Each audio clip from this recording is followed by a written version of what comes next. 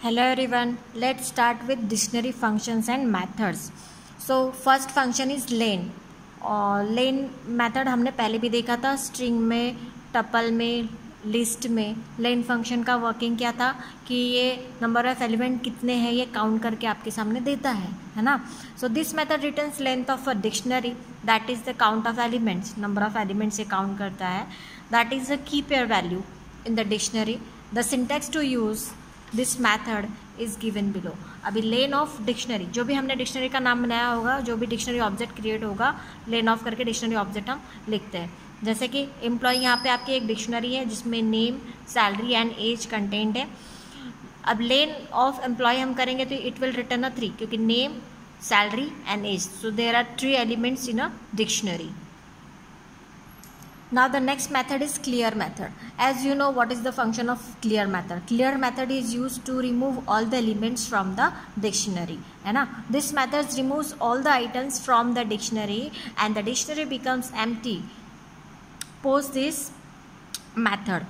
तो होता क्या है, इसमें जितने भी एलिमेंट्स है वो सारे रिमूव हो जाते हैं, लेकिन जो डिक्शनरी ऑब्जेक्ट है वो अभी भी मेमोरी में एग्जिस्ट रहता है. लेकिन हमने डेल में देखा था कि डेल क्या करता है आपका, अगर सिर्फ डेल डिक्शनरी हम दे तो ये सारे के सारे डिक्शनरी एलिमेंट्स को डिलीट करता है, इंक्लूडिंग डिक्शनरी ऑब्जेक्ट को भी ये डिलीट करता है ना.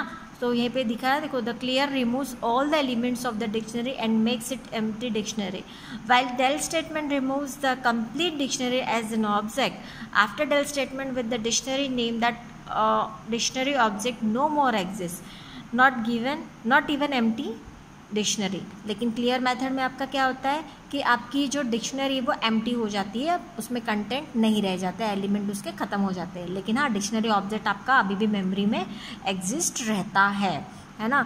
सो सिंटैक्स कैसे है, dictionary object dot clear pair of parenthesis, ऐसे करके देंगे तो सारे जो एलिमेंट्स हैं वो रिमूव हो जाएंगे. एक एम्प्लॉय नाम की यहाँ पे डिक्शनरी है जिसमें नेम, सैलरी एंड एज है.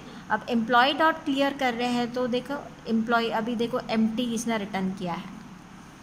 Now the get method.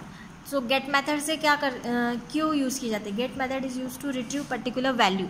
तो इसके लिए हमको क्या देना होता है, डिक्शनरी ऑब्जेक्ट के साथ में हमको की देनी होती है, तो उस की पर की वो वैल्यू रिटर्न करता है. With this method you can get the item with the given की सिमिलर टू अ डिक्शनरी की, है ना.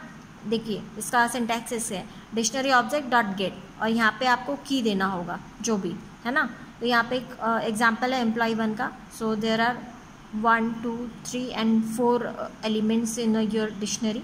सो इसमें देखिए आप एम्प्लॉय 1 डॉट गेट, अब यहाँ पे हमने क्या दिया, की दिया है ना. तो डेप नाम की है यहाँ पे, ये क्या रिटर्न करेगा, सेल्स रिटर्न करेगा, उस पर की, उस की पर की वो वैल्यू रिटर्न कर रहा है गेट फंक्शन. उसके बाद में आइटम मैथड. अब आइटम मैथड का वर्किंग क्या है, the method returns all of the items in the dictionary as a sequence of key value tuples, that is in the return in no particular order. अब इसमें कोई order return नहीं करता, लेकिन ये की वैल्यू पेयर कॉम्बिनेशन के साथ में एक टपल रिटर्न करता है, जिसमें कि डिक्शनरी के जितने भी आपकी की वैल्यूज़ हैं सब के सब आपके सामने डिस्प्ले होते हैं एज अ टपल फॉर्म में, है ना. तो एक एग्जाम्पल है यहाँ पे एम्प्लॉय का, इसमें आपके नेम, सैलरी एंड एज 3 आपकी कीज़ हैं, और फिर हम इसको employ dot items pair of parenthesis लेंगे तो ये सारे के सारे जो एलिमेंट्स है वो किस में स्टोर करेगा, माई लिस्ट में. और देखो हम कैसे इसको एक्सेस कर रहे हैं, फॉर लूप लगा के यहाँ पे एक्सेस किया हुआ है, एक्स इन माई लिस्ट, और एक एक एलिमेंट आपका यहाँ पे प्रिंट हो रहा है. तो this will be the output of this simple code. After that keys function हमने कल भी देखा था. कीज़ फंक्शन में क्या कर रहे थे, वो जितने भी कीज़ हैं आपके डिक्शनरी की सभी कीज़ वो रिटर्न कर रहा था, लेकिन कोई उसका पर्टिकुलर ऑर्डर नहीं था, ये आपने कल देखा. This method returns all of the key in a dictionary as a sequence of keys in form of list. Note that this is no return no particular order. तो हम लिखते कैसे, dictionary object dot keys of parenthesis. अब यहाँ पे एक example है employee का, यहाँ पे 1, 2, 3, 4 आपके कीज़ है इसमें, है ना.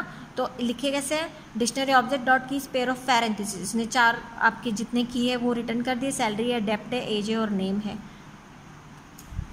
ठीक उसी तरीके से वैल्यूज़ है. वैल्यूज़ मैथड क्या करता है, वैल्यूज़ मैथड जितने भी आपके डिक्शनरी में वैल्यूज़ होंगी वो वैल्यूज़ रिटर्न करेगा, लेकिन कोई पर्टिकुलर ऑर्डर में नहीं, कोई सीक्वेंस में नहीं, ऐसे है ना।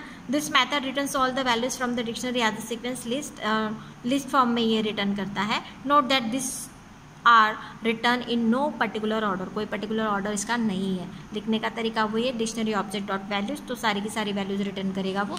यहाँ पे एक आपका एक एग्जाम्पल है एम्प्लॉय का, salary, dept, age and name, और एम्प्लॉयज़ मतलब एम्प्लॉयज़ क्या है, this is the dictionary object and dictionary object dot values हम करें तो जितनी भी वैल्यूज़ है वो सारी रिटर्न की है। लेकिन हाँ, ये सीक्वेंस हर बार सेम आएगा ऐसा कोई ज़रूरी नहीं है। आफ्टर दैट अपडेट मैथड, अब अपडेट मैथड से क्या हो रहा है, कोई नए दूसरे डिक्शनरी से हम अपने डिक्शनरी को अपडेट कर रहे हैं, नए वैल्यू के साथ में अपडेट कर रहे हैं, है ना। So this methods merge keys और वैल्यू पेयर्स, की क्या मर्ज कर रहा है, की value pairs from a new dictionary, एक नए डिक्शनरी से दूसरे डिक्शनरी से पुराने डिक्शनरी को हम अपडेट कर रहे हैं, into the original dictionary, adding और replacing as needed. The items in the new dictionary are added to the old one and override any item already there in the same key. अगर कोई already item है तो उसमें वो क्या करेगा, override करेगा, और जो ऑलरेडी डिफरेंट ऑब्जेक्ट है वो वैसा ही रहेगा उसमें। अब यहाँ पे देखेंगे लिखने का तरीका कैसे, डिक्शनरी ऑब्जेक्ट डॉट अपडेट, और कोई भी नया जो ऑब्जेक्ट जिसको हमको अपडेट करना है, जिससे हमको अपडेट करना है, उस वो ऑब्जेक्ट हम लिखेंगे डिक्शनरी का। यहाँ पे दो एग्जाम्पल है, एम्प्लॉय 1 और employee 2। There are 2 dictionaries there. तो एम्प्लॉय 1 में आपकी क्या है, नेम, सैलरी, एज, ठीक है। एम्प्लॉय 2 में आपका क्या है, नेम, सैलरी और डिपार्टमेंट। अब देखिए ये दोनों चीज़ें दोनों भी डिक्शनरी में सेम है, name and salary, name and salary. ये नया ये दोनों चीज़ें डिफरेंट है इसमें, एज और डेप्थ, ठीक है। अब अपडेट किसको कर रहे हैं हम, एम्प्लॉय को कर रहे हैं, एम्प्लॉय 1 डॉट अपडेट एम्प्लॉय 2। अब हम एम्प्लॉय 1 को प्रिंट करेंगे तो क्या प्रिंट कर रहा है ये, सैलरी, डेप्थ, नेम और एज। अब जो नया चीज़ था उसने वहाँ पे वो अपडेट कर दिया, नेम एंड सैलरी को उसने क्या किया, ओवरराइट कर दिया।